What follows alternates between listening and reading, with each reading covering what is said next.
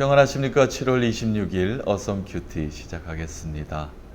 사무엘상 17장 먼저 이야기를 좀 나눠보겠습니다. 사무엘상 17장에는 다윗이 이제 블레셋 군대가 쳐들어왔습니다. 사울의 진영 앞에 놓여진 블레셋 군대, 골리앗이죠. 골리앗이 쳐들어왔는데 골리앗이 이제 이스라엘을 모욕하고 있습니다.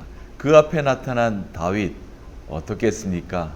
다윗은 창과 아무것도 갑옷, 투구 갖춘 게 없었습니다. 오직 여호와 하나님만 의지하고 나아갔던 다윗입니다.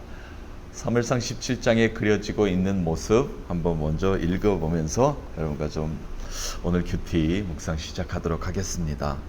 38절에 이에 사울이 자기 군복을 다윗에게 입히고 노투구를 그의 머리에 씌우고 또 그에게 갑옷을 입히매 다윗이 칼을 군복 위에 차고는 익숙하지 못하므로 시험적으로 걸어보다가 사울에게 말하되 익숙하지 못하니 이것을 입고 가지 못하겠나이다 하고 곧 벗고 아무것도 의지하지 않았습니다. 다윗은 오직 여호와 하나님만 의지하고 전쟁터에 나가는 모습을 보여주고 있습니다. 자, 그런데 블레셋 군대, 골리앗의 군대는 어떻게 했는지 볼까요? 41절 블레셋 사람이 방패든 사람을 앞세우고 다윗에게로 점점 가까이 나아가니라.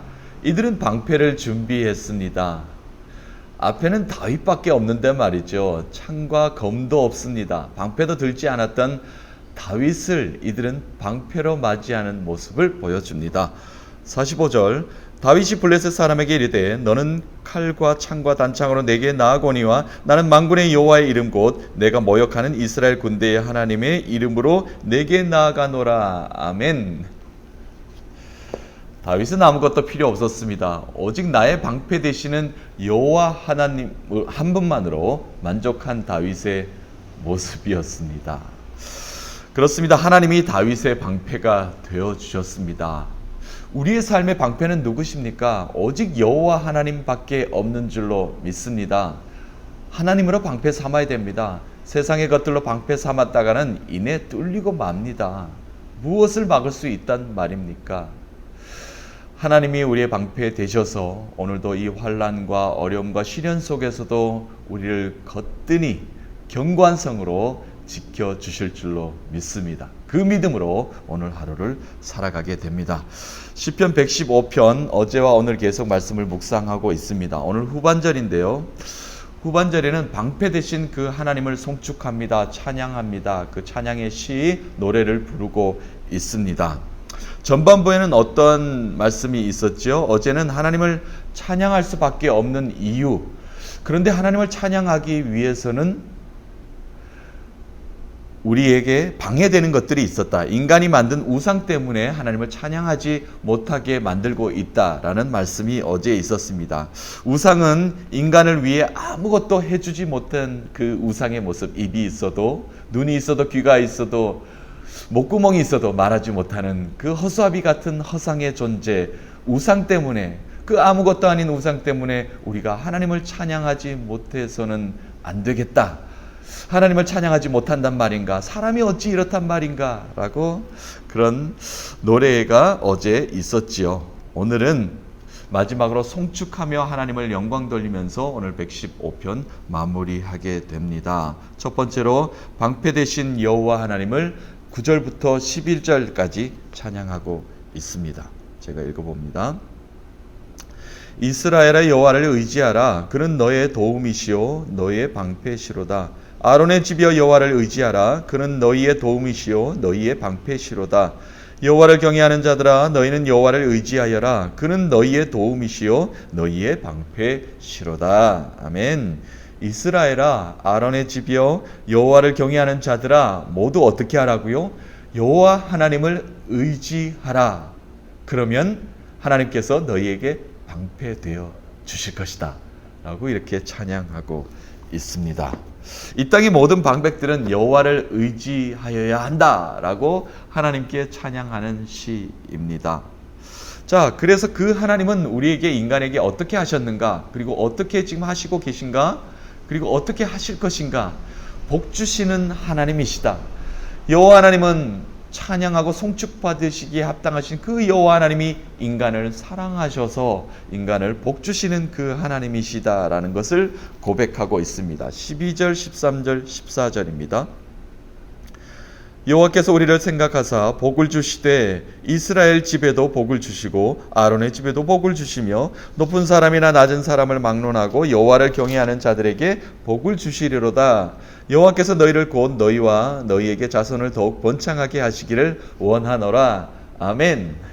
복 주시기를 원하시는 그 여호와 하나님, 다시 한번요 이 땅의 모든 백성들에게 복 주심을 강조하고 있습니다. 그렇게 찬양하고 있습니다.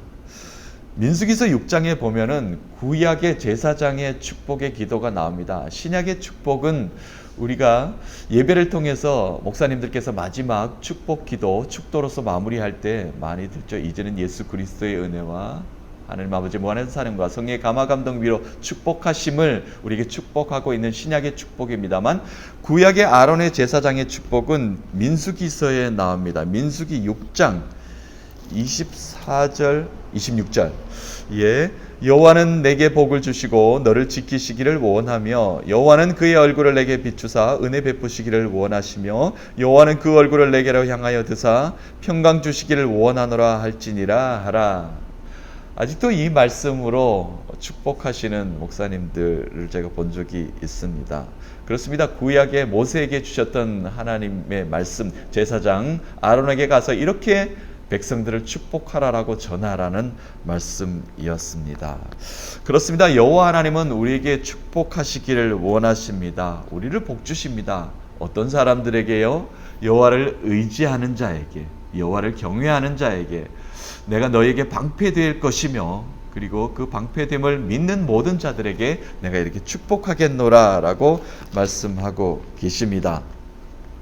그러므로 이 땅을 사는 모든 만물들은 여호와를 송축하고 찬양해야 됩니다. 자연 모든 만물들, 그리고 그 땅을 주시고 다스리게 한 모든 인간들은 여호와 하나님을 찬양하여야 합니다.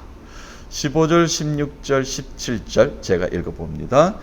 너희는 천지를 지으신 여호와께 복을 받는 자로다. 하늘은 여호와의 하늘이라도 땅은 사람에게 주셨도다. 죽은 자들은 여호와를 찬양하지 못하나니 적막한 데로 내려가는 자들은 아무도 찬양하지 못하리로다. 살아있는 모든 자들은 여호와를 찬양하라라고 이렇게 말씀하십니다. 창세기에 보면 1장 28절 너무 잘 아는 말씀입니다. 하나님이 그들에게 복을 주시며 하나님이 그들에게 이르시되 생육하고 번성하고 땅에 충만하라. 땅을 정복하라. 바다의 물고기와 하늘의 새와 땅에 움직이는 모든 생물을 다스리라 하시니라. 아멘. 땅을 다스리고 정복하게 인간들에게 하나님께서 명령하셨습니다. 인간들에게 땅을 주셨습니다. 이 땅을 아름답고 행복하게 정복하고 다스려 멋있게 만들어야 됩니다. 하나님이 주신 이 아름다운 자연을 아름답게 만들어야 되는데, 그러나 요즘 어떻습니까? 오히려 자연에게 우리가 다스림을 당하고 있습니다. 온도가 1도 내려가면 어떡할까? 우리가 안절부절하고 살아가는 모습입니다. 누가 그렇게 만들었습니까? 우리 인간이 그렇게 만들어가고 있지 않습니까? 또 우리는 기계에 정복당하면서 살고 있습니다. IT 강국입니까? 얼마나 인터넷이 빠릅니까? 너무 좋습니까? 행복한 삶을, 편리한 삶을 살고 있습니까? 그러나 우리는 그 기계에 정복당하는 삶을 살고 있는 인간의 모습입니다.